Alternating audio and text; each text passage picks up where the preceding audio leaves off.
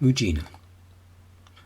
On the Akasaka Road in Tokyo, there is a slope called Ki no Kunizaka, which means the slope of the province of Ki.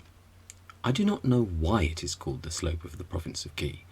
On one side of the slope you see an ancient moat, deep and very wide, with high green banks rising up to some kind of gardens, and on the other side of the road extend the long and lofty walls of an imperial palace.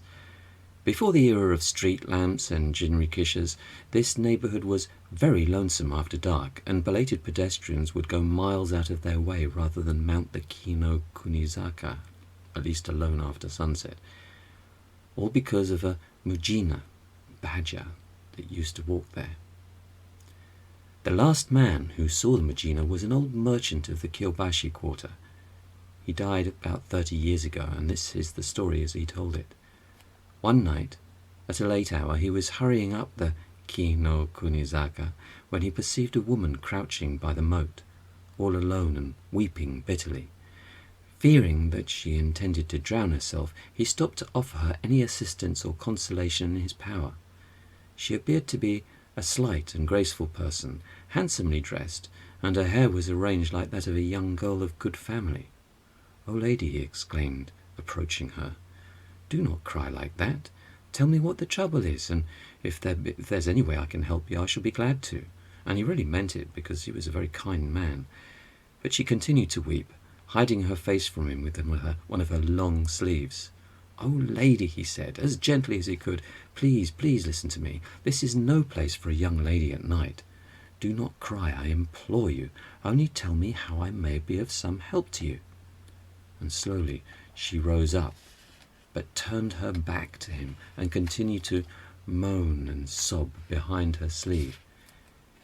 He laid his hand gently upon her shoulder. "Listen to me, just for one moment." Then the lady turned around and dropped her sleeve and stroked her face with her hand, and the man saw that she had no eyes or nose or mouth, and he screamed and ran away. Up Ki no Kunizaka he ran, and all was black and empty before him. On and on he ran, never daring to look back. And then at last he saw a lantern so far away it looked like the gleam of a firefly, and he made for it. It proved to be the lantern of an itinerant soba seller who had set down his stand by the roadside, but any light in human companionship was good after that experience.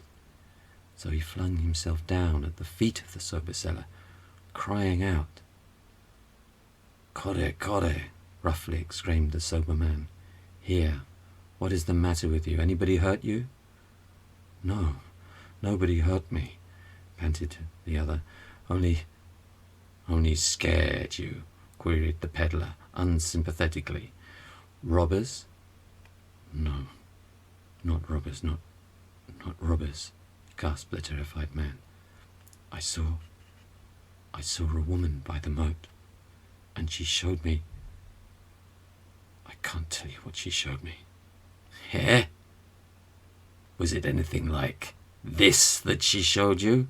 cried the sober man, stroking his own face, which therewith became like unto an egg, and simultaneously the light went out.